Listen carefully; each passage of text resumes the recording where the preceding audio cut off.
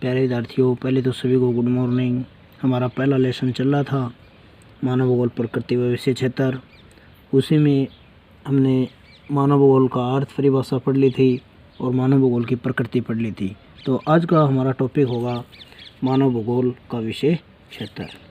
तो मानव भूगोल के विषय क्षेत्र के बारे में हम पढ़ेंगे या मानव भूगोल के अध्ययन क्षेत्र के बारे में हम पढ़ेंगे। विषय क्षेत्र या अध्ययन क्षेत्र एक ही बात है।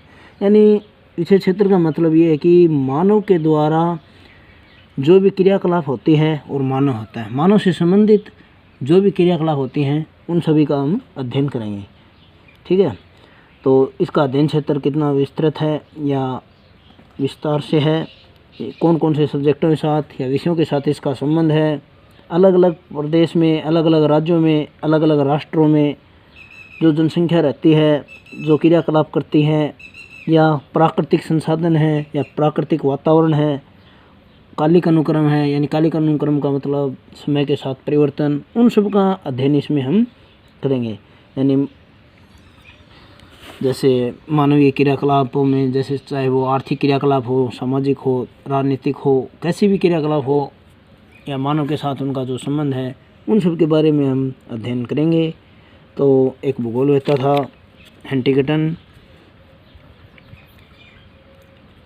हेंटिगटन था भूगोलवेत्ता। उन्होंने बताया था कि मानव भूगोल का जो अध्ययन क्षेत्र है वह 2 वर्गों में बटा हुआ है। ठीक है, 2 वर्गों में बटा हुआ है। पहला है नंबर 1 भौतिक दशा और दूसरा है मानवीय दशा। यानी भौतिक दशाओं में प्राकृतिक या भौतिक जितनी भी दशाएं होती हैं या भौतिक स्वरूप होता है, परिघटनाएं होती हैं, वो शामिल होते हैं। और मानवीय क्रियाकलाप, मानव के द्वारा निर्मित क्रियाकलाप होते हैं, वो इसमें शामिल होते हैं। और इनका संबंध आपस में कैसे है, इन सब का अध्ययन क्या आता है, मानव भूगोल के विषय क्षेत्र में होता है। तो मानव भूगोल के विषय क्षेत्रों के अलावा इनके कई उपक्षेत्र भी हैं। महत्वपूर्ण 5 उपक्षेत्र इसके माने जाते हैं। मानव भूगोल के कितने उपक्षेत्र हैं? उपक्षेत्र 5। ठीक है, कितने हैं? 5 उपक्षेत्र हैं। 5 उपक्षेत्रों में जैसे संसाधन भूगोल हो गया। संसाधन भूगोल में किसी प्रदेश के प्राकृतिक संसाधन जितने भी होते हैं या कृत्रिम संसाधन जितने भी होते हैं उन सब का अध्ययन किया जाता है। जैसे संसाधन में प्राकृतिक संसाधन जल हो गया, वायु हो गई, मिट्टी हो गई, खनिज हो गए, ये सब क्या हैं? संसाधन ही है और प्राकृतिक संसाधन है। इसके अलावा दूसरा संसाधन है कृषि, तीसरा है राजनीति, चौथा है सांस्कृतिक और 5वां है ऐतिहासिक।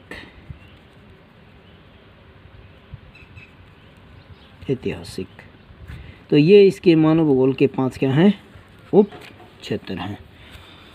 इसके अलावा मानव भूगोल में जैसे किसी प्रदेश का भूदृश्य होता है या वहाँ की जो जनसंख्या होती है, वहाँ के प्राकृतिक संसाधन होते हैं, सांस्कृतिक वातावरण होता है, कालिक अनुक्रम है, नियोजन, एक नाम नियोजन आया है। तो नियोजन का मतलब क्या होता है कि यानी कोई भी जो संसाधन होते हैं, प्राकृतिक संसाधन जो होते हैं, उनका सही तरीके से उपयोग करना, सुचारू रूप से काम करना। जैसे कि जल है, अत्यधिक दोहन करने से जल की कमी हो जाएगी तो आगे आने वाली पीढ़ी भी संकट में पड़ जाएगी या उनके उपयोग के लिए जल की कमी हो जाएगी, तो समस्या हो गई आगे आने वाली पीढ़ियों के लिए।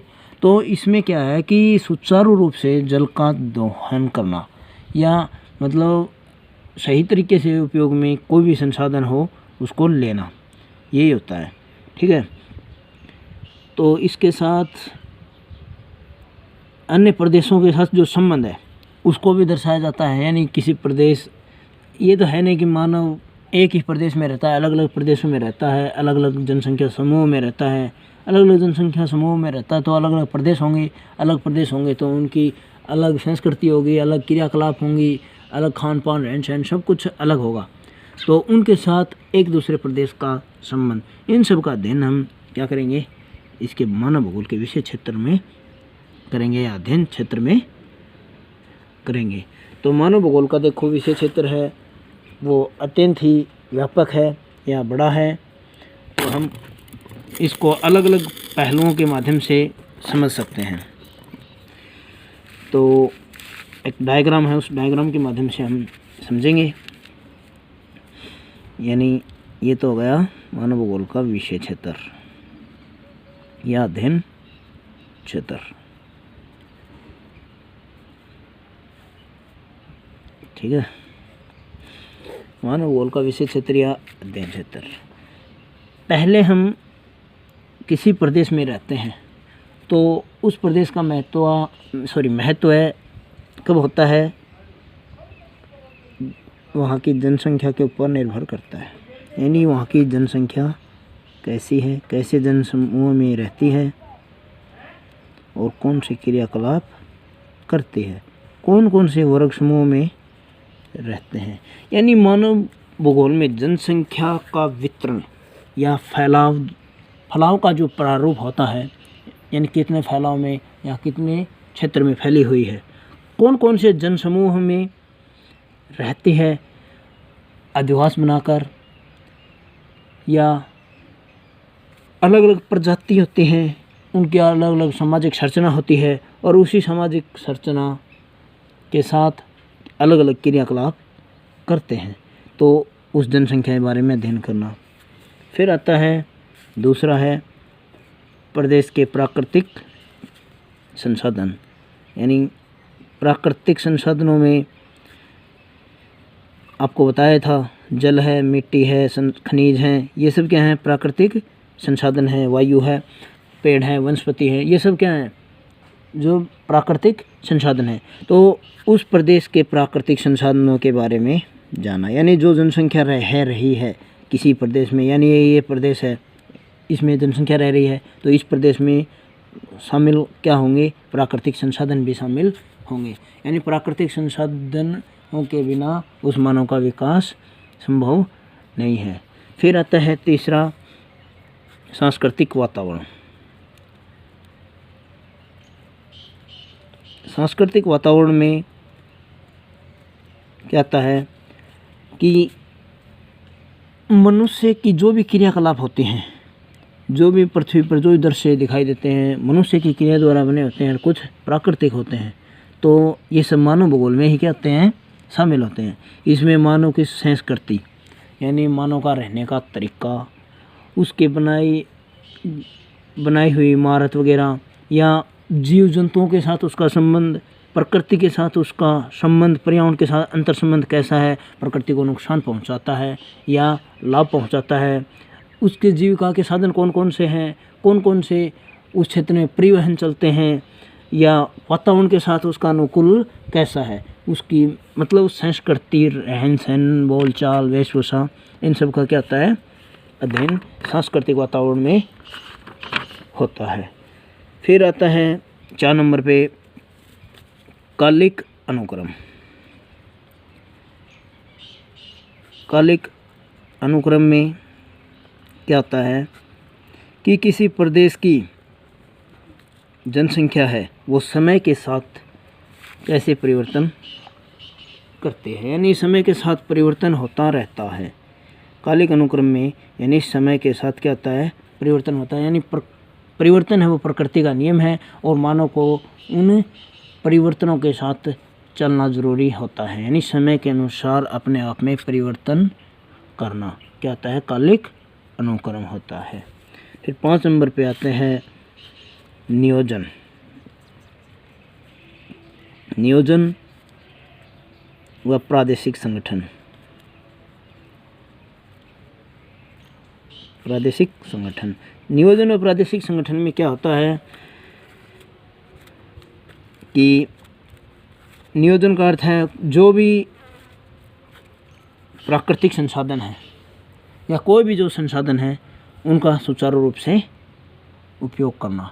यानी ऐसा कार्य करना जो देखो, मानव हित के लिए या मानव अपने स्वार्थ के लिए क्या करता रहता है, कोई न कोई क्रिया करता रहता है, या अपने लाभ के लिए प्रकृति को नुकसान पहुंचा देता है। यानी किसी भी चीज़ का अत्यधिक दोहन करने से वो समाप्त हो जाती है।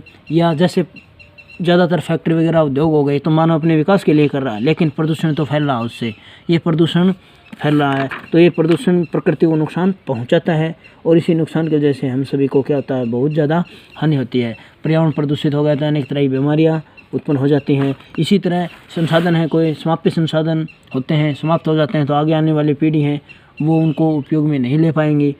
अनवनीकरणीय जो संसाधन होते हैं वो, इसी तो नियोजन में क्या है कि किसी प्रदेश का जो संगठन होता है या उसकी जो बनावट होती है और उस प्रदेश में जो संसाधन पाए जाते हैं उनका सुचारू रूप से और सही तरीके से उपयोग करें, यानी मानव का हित भी हो सके और प्रकृति को नुकसान भी न पहुंचे और आगे आने वाली जो पीढ़ियां हैं वो भी उसको काम में ले सके। तो इसी तरह से ये नियोजन होता है। फिर लास्ट है 6 नंबर, प्रदेशों से संबंध, अन्य प्रदेशों से संबंध। यानी अलग अलग प्रदेश होते हैं, अलग अलग प्रदेश होते हैं तो उनसे संबंध स्थापित करना है। यानी हम अलग अलग प्रदेशों में अलग अलग वेशभूषा, खान पान, रहन सहन, वो चाहे कैसी भी क्रियाकलाप हो, चाहे वो सामाजिक क्रियाकलाप हो, आर्थिक क्रियाकलाप हो, कैसी भी क्रियाकलाप हो, राजनीतिक हो, व्यवहारिक हो, व्यापारिक हो, राजनीतिक हो, वो सब क्या हैं, तो अलग अलग जो क्रियाकलाप होते हैं उनका उनसे संबंध। यानी अलग अलग हम संस्कृति समाज होगा, यानी कोई प्रदेश है, किसी प्रदेश की अलग संस्कृति है, कोई प्रदेश उससे आर्थिक क्रियाकलाप या आर्थिक वो संबंध स्थापित कर रखा है, तो अगर वो उस क्षेत्र में व्यापार फैलाएगा या उसकी संस्कृति को जानेगा, साथ साथ में आर्थिक क्रियाकलाप करेगा, तो उनकी संस्कृति से प्रभावित होगा, तो वो उनको अपनाएगा, अच्छी संस्कृति होगी तो, या एक दूसरे के संबंध में आएंगे तो अलग अलग जो सभ्यता और संस्कृति होती है प्रदेशों की, तो वो क्या होंगी, मतलब आपस में अनुसरण करेंगे एक दूसरे का, तो वो संबंध कितना होता है या कितना कर पाते हैं। तो यही मानव भूगोल का विषय है, या विषय क्षेत्र या अध्ययन क्षेत्र में हम यही सब इसका अध्ययन कर सकते हैं।